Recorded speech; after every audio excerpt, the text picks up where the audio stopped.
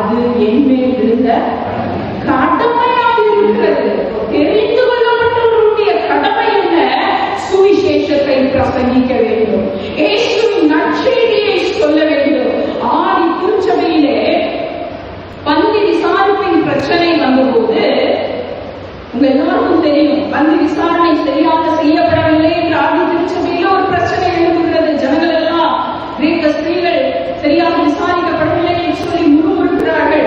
அப்பொழுது நடக்கிற காரியம் என்ன? வசனம் சொல்கிறது, அப்போஸ்தலர்கள் ஜெபம் பண்ணி 7 பேரை தெரிந்து கொண்டார்கள் என்று சொல்லி நாம் பார்க்கிறோம். எதற்கு? பந்தி விசாரிப்பு சரியாக நடத்துவதற்காக.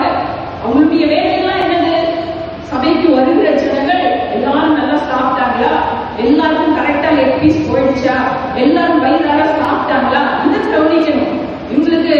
இவங்களுக்கு சாப்பாடு போச்சு, அவங்களுக்கு சாப்பாடு போல, இந்த மாதிரியான பிரச்சனைகள் வரக்கூடாது. அதற்கு ஒரு கமிட்டி ஃபார்ம் பண்றாங்க. அதுக்கு 7 பேர் வந்து நியமிக்கிறாங்க. அந்த பட்டியலிலே நாம் பார்க்கும் பொழுது முதல் இடத்துல இருக்கிறவர் யார் என்று சொன்னால் ஸ்தேவான். ஸ்தேவான் தான் முதலாக தெரிந்து கொண்டார்கள். அப்போஸ்தலர்கள் பந்தி விசாரிப்புக்காக தெரிந்து கொண்டார்கள் ஜெபம் பண்ணி.